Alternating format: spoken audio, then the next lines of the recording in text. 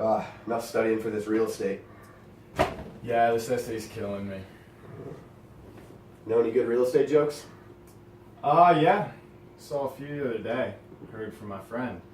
You wanna hear one? Yeah, sure. How much are they asking for rent? No. I don't know. Oh, about twice a day.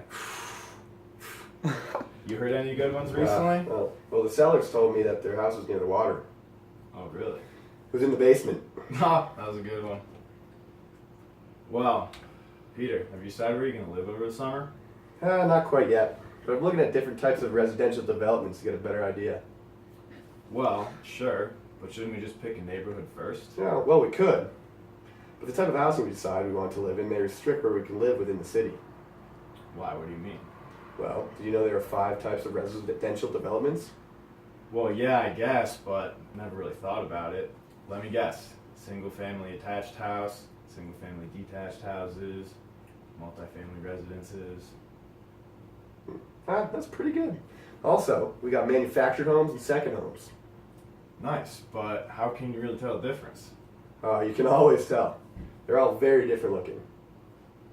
That makes sense. What are some of the advantages of each? Well, the single-family detached house is on its own lot with open land and on at least 4 sides. That would be nice. We could have our own backyard, some privacy. No, exactly. I like the idea of that also. Is there anything good about the single-family attached house? Oh, of course. There's less road frontage, shorter utility lines, resulting in lower development costs, which also reduces the cost per unit. There's a lot less of an ecological impact. Okay, that makes sense. So if we want cheaper housing, that's a good choice. Yeah, but we also will have more neighbors and much less space. Oh, that's true.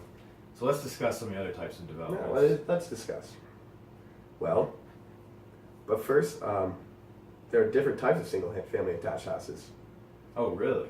What are they? We have townhouses, plexes, patio, or zero-lot line houses, which are all different.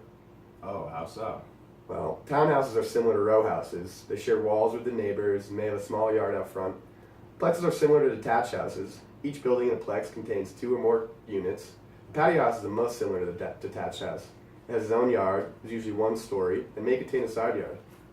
Oh, wow. It's a lot of interesting options. What about multifamily residences? Well, multifamily residences are good for young couples who aren't ready to purchase their own home, or empty nesters whose kids don't live at home anymore and don't need a large single-family home where prices are high. Oh, if we wanted to save some money, couldn't we just buy one of those rickety mobile homes? Maybe move into one of those trailer parks? Doesn't your friend Jim Leahy supervise at the trailer park in Sunnyvale? Yeah, that place is real greasy. But actually, these days, they're calling them manufactured homes. And because of the newly improved design, construction, and new materials, they're actually starting to catch on. You really can't beat the price of these types of houses, but obviously you're going to give up on some of the luxuries of bigger homes. If we want to get specific, the average price of a multi-section manufactured home is about $40 per square foot compared to over $90 for the average site-built home. Manufactured homes were once considered personal property and financed with 10 to 15-year consumer loans, but now manufactured homes that are permanently located on their lots are able to obtain 30-year FHA-insured mortgages. People are calling it the tiny house movement. I have heard of that tiny house movement. Bunch of hippies, if you ask me.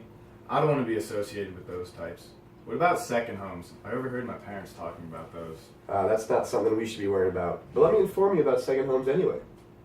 We're looking for more of a place to live, and second homes are used for leisure time and enjoyment, and used for their locations such as beaches, golf courses, mountains, tennis courts, ski lifts, and so on. Second homes are often usually only occupied for a small part of the year, where owners get away from their jobs and the everyday hustle. Many of these units are bought for investment potential, such as vacation rentals. Although many people actually own these homes, a lot of people turn to timesharing because of how expensive it is. Oh yeah, I've heard of that. Isn't that when the house is sold to a number of buyers and each receives ownership of the house for a specified time period each year? That's right. You're starting to get it. Oh, well, I feel like we have a lot of decisions to make. Let me grab you a drink and we'll discuss.